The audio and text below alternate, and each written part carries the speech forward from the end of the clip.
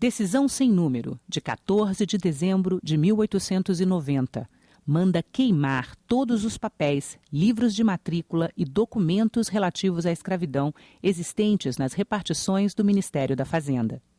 A medida, assinada 2 anos e 7 meses depois da abolição da escravatura pelo então ministro dos Negócios da Fazenda, Rui Barbosa, tinha o objetivo de apagar todas as diferenças jurídicas entre as pessoas, preservando o conceito de cidadania republicana e impedindo qualquer discriminação.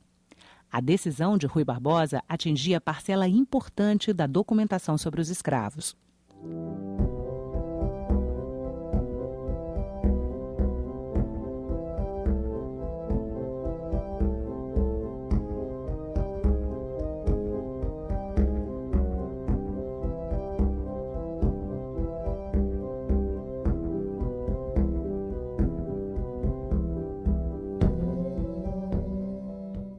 A abolição da escravatura em 1888 foi o desfecho de um processo lento, marcado pela mobilização da sociedade, pela rebelião das senzalas e por muitas negociações e polêmicas na Câmara e no Senado.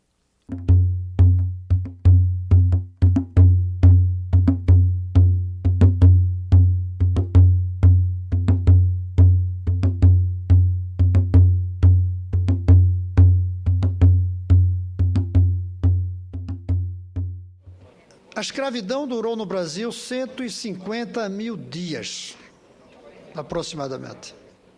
Durante 150 mil dias, uma soma ao longo desse período de 10 milhões de africanos, alguns vindos da África, outros nascidos aqui, sofreram a mais brutal forma de tratamento possível, que foi a escravidão nos moldes daqueles vivenciados na América.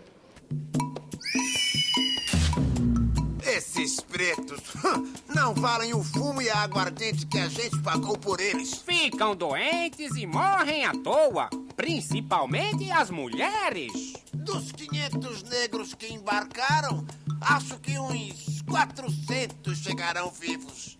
Ah, mas a venda compensa. Ganharemos 10 vezes mais do que gastamos. A partir de 1530, o país absorveu cerca de 40% do total de africanos trazidos como escravos para a América. Por isso é que nós somos a nação mais negra fora da África. Como sabemos, o continente africano, seus filhos foram vítimas de séculos e séculos de tráfico negreiro, de escravidão e maus-tratos. Milhões de pessoas transportadas como cargas nos chamados navios negreiros, empilhados, sem conseguir se mover, sem conseguir se alimentar. Muitos se jogavam ao mar, sonhavam em voltar nadando à pátria-mãe em nome da liberdade.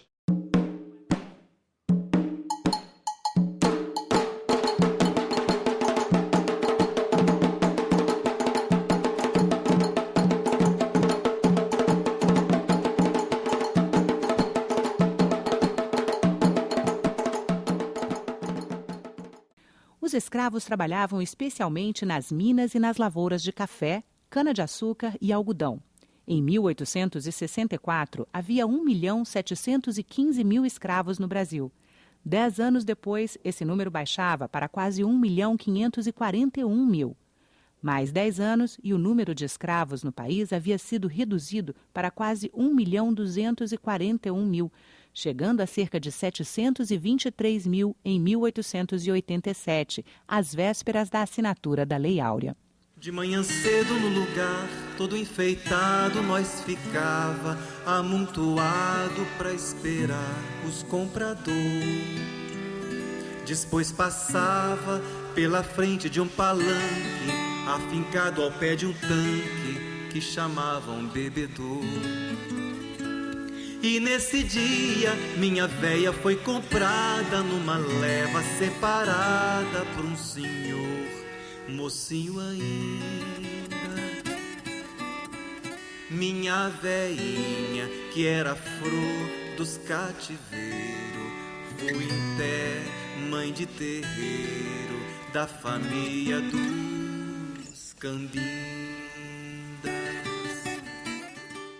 No parlamento, o primeiro texto abolicionista a tramitar foi uma representação de José Bonifácio, patriarca da Independência, à Assembleia Constituinte de 1823.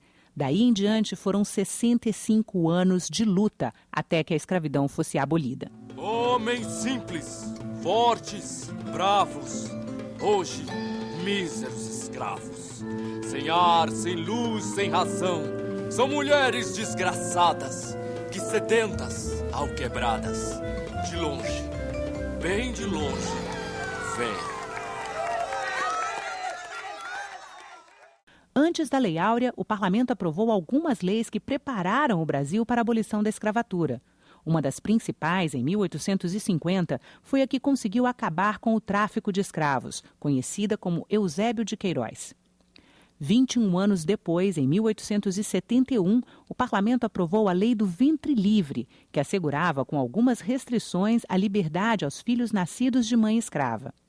Os debates em torno dessa lei mobilizaram a sociedade e deram ânimo ao movimento abolicionista. A sociedade brasileira contra a escravidão é um sucesso! Tem razão, patrocínio, mas precisamos intensificar nossos contatos políticos. Essa é uma luta difícil. Não podemos parar. Vamos organizar outras sociedades. Vamos continuar nossas denúncias na imprensa. A propriedade escrava é um roubo, é contrária aos princípios humanos. O caminho para a abolição não foi fácil. De um lado, os abolicionistas, inspirados no pensamento revolucionário do século XVIII, condenavam a escravidão, considerando-a incompatível com o liberalismo. De outro, os escravistas apontavam a importância econômica do escravo no contexto do sistema de produção estabelecido no século XIX em áreas periféricas, o plantation. Esse sistema, que privilegiava a monocultura, baseava-se no emprego em larga escala de mão de obra escrava, com o objetivo de atender às demandas das metrópoles.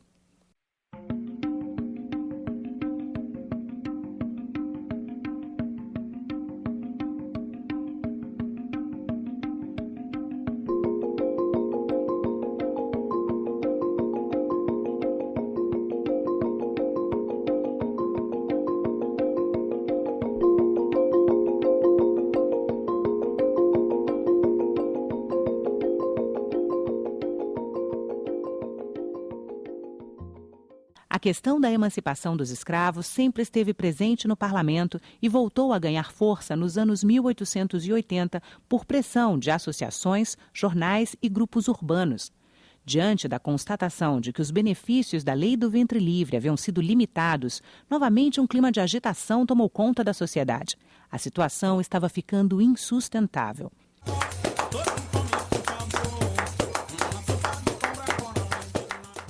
Em 1884, o gabinete Dantas apresentou proposta que resultou na Lei dos Sexagenários, ou Lei Saraiva-Cotegipe. Ela tornava livres os escravos maiores de 60 anos de idade. Esse projeto de lei, essa proposição legislativa, trata basicamente a Lei dos Sexagenários. 1885 a 1886. Era um momento muito delicado do sistema escravocrata no Brasil, pois já as decisões tomadas pela legislação de 1871, a chamada Lei do Ventre Livre, haviam demonstrado que não foram efetivas para resolver a questão da abolição. Mas o Brasil, neste momento, era o último país do mundo a manter o sistema escravocrata. Cuba havia abolido a escravidão em 1880 e o Brasil permaneceu como o último sistema econômico do mundo, ou nas Américas, melhor dizendo, a manter a escravidão. Então, as questões relativas à manutenção do trabalho escravo haviam adquirido uma tensão e uma gravidade muito grande. Boa medida, essa proposição legislativa tinha um sentido de pacificar a nação. Em razão da fuga de escravos, da desordem, da anarquia introduzida nas unidades de produção econômica e das dificuldades dos magistrados, da justiça e das forças militares em dar conta dos problemas relacionados ao abolicionismo, à fuga de escravos e à criminalidade em geral, relacionada, portanto, à própria crise do sistema escravocrata. Na discussão do projeto sobre os sexagenários, os parlamentares apresentaram emendas para alterar o texto original. Essa emenda de José Bonifácio, que aproveitou a discussão da libertação dos escravos acima de 60 anos e introduziu a proposição de libertação imediata dos escravos, imediata não, pois prevista para 1893, mas a abolição sem indenização e sem meios graduais e lentos, como era a proposta que estava sendo discutida. Naturalmente, não foi aceita a emenda. Tem umas mais articuladas, né, desse tipo aqui, que é quase um substitutivo, né? Nesse sentido aqui, não é uma emenda, mas é um substitutivo, ou seja, a proposta é exatamente substituir parágrafo ou artigo inteiro, né? E tinha exatamente esse nome aqui. Também é do José Bonifácio. É, no caso aqui, rejeitada como está notificado. Algumas vezes vinham até mesmo grafadas em lápis, como essa de José Bonifácio, assim, ó, num papelzinho solto. Isso dá a impressão do processo legislativo ser desorganizado, mas em absoluto não era, né? Isso é apenas testemunho da tecnologia que existia num período para implementar o processo legislativo. Pois ele era todo encadeado, era regulamentado e normatizado. Se os senadores apresentavam emendas, organizações da sociedade civil que acompanhavam o debate em torno da abolição encaminhavam ao parlamento petições e representações em defesa de seus interesses. Muitas delas estão no arquivo do Senado. Nesse caso aqui, nós temos uma representação do Clube dos Libertos contra a Escravidão. O interessante aqui são as assinaturas dos libertos. Se notar a irregularidade, mas também há que se destacar a regularidade, né, de várias delas, ou seja, eram libertos instruídos.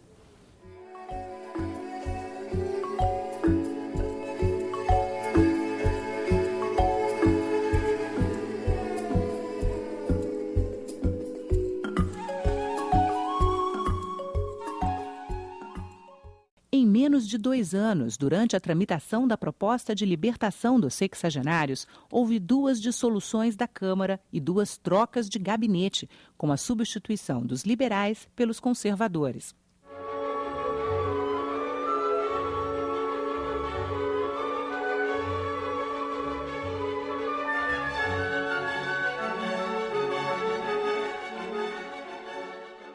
A iniciativa sobre questões polêmicas, como a da lei dos sexagenários, cabia à Câmara, mas em momentos em que houvesse ameaça de desestabilização, o Senado assumia a posição de mediador de conflitos, de porto seguro da tramitação de qualquer proposta legislativa. Isso era possível porque o Senado exercia influência sobre a vontade política da Câmara dos Deputados. Na análise do projeto que deu origem à lei dos sexagenários, houve um fato significativo. O debate começou pelo Senado e não pela Câmara. Isso facilitou a tramitação da proposta e deu uma resposta à impaciência popular.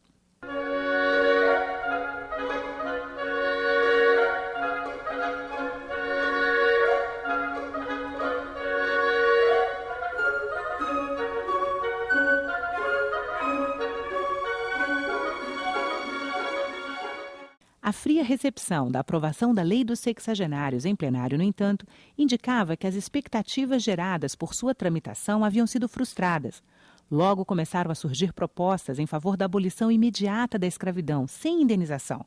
As sucessivas quedas de gabinete e a apresentação de diversos projetos abolicionistas indicavam que apenas a decisão de acabar definitivamente com a escravidão seria aceitável.